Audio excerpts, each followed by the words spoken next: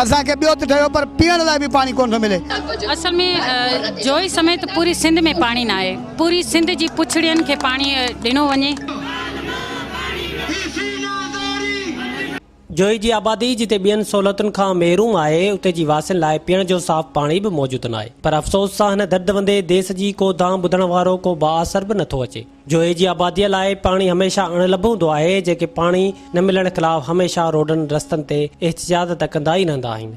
चयो वेंदो आहे त पाणी ज़िंदगी आहे, पर उन इलाइक़े में जिते ज़राअत जी आबादीअ लाइ त परे जी ॻाल्हि आहे, पर उते जे वासियुनि लाइ पीअण जो साफ़ पाणी बि अणलभ बणिजी वञे त भला उहो जोही माण्हुनि जी ज़िंदगी जो सबबु कीअं थो बणिजी सघे। ही साम्हूं ॾिसजंदड़ मंज़र बि ज़िले दादूअ जे तालके जोहीअ जा आहिनि। तालके जोही खे पाणी न ॾियण ख़िलाफ़ जोही जे बाशऊर अवाम तरफ़ां हैदराबाद प्रेस क्लब साम्हूं एहतजाजी मुज़ाहिरो कयो वियो, जंहिंमें सियासी समाजी अॻवाननि शिरकत कई, जेके जोहीअ खे पाणी ॾियो जा नारा हणंदा रहिया। उन मौक़े ते अॻवाननि डॉक्टर हमीद सुमरो, मंज़ूर थईम, दीदार शाम, पुनल सारियो, दीबा शहर, आलिया बख्शल थलो ऐं ॿियनि ॻाल्हाईंदे चयो त आबादगार आहियां। असांजो गुज़िरियल काफ़ी सालनि खां वठी ज़राई पाणी हिते मुकमल धाड़ो आहे।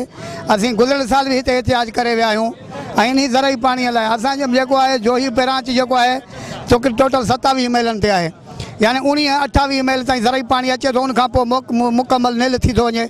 8 शाखूं असांजूं मुकमल ताबा आहिनि। असांखे ॿियो त ठहियो पर पीअण लाइ बि पाणी कोन थो मिले। असांजे जेके नुमाइंदा आहिनि उहे जेकॾहिं चाहिनि त छा पाणी न मिलंदो जोही खे। जोही जो राइट आहे।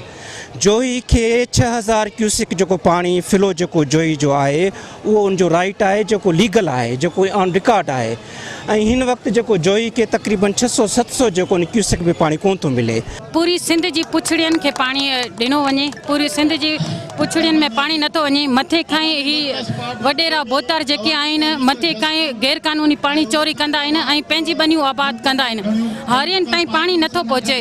हे अॼु जेको एहतजाज आहे उहो बुनियादी तौर ते जोहीअ जे हवाले सां आहे। जोहीअ में पाणीअ जी खोट जेका हिकिड़ी मुस्तक़िल आहे। जोही जेको आहे उहो काछे जो मर्कज़ आहे ऐं जोही बिराजी इलाइक़ो आहे। बिराजी इलाइक़ो हुजण जे बावजूदि ख़ुदि जोहीअ खे पंहिंजी जोही शाख ऐं ॿियूं शाखूं हुजण जे बावजूदि बि जोही जेको आहे उहो पाणीअ जो उञारियल आहे। ऐं पाणीअ जो उञारियल सिर्फ़ु इन करे आहे त उते पाणी त आहे उन्हनि जे हिसे जो।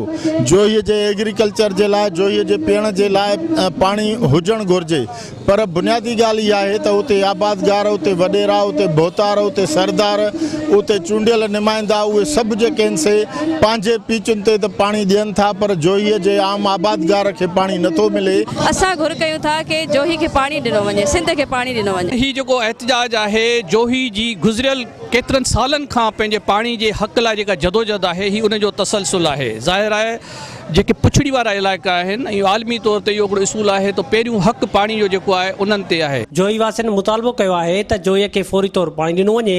ॿी सूरत में बिलावल हाउस कराची अॻियां धरणो हयो वेंदो। कैमरामैन हुज़ूर वक़्त सां गॾु हसीब लतीफ़ी, अवामी आवाज़ टीवी, हैदराबाद। विज़िट कयो अवामी आवाज़ मीडिया ग्रुप जी वेबसाइट awamiawaz.pk।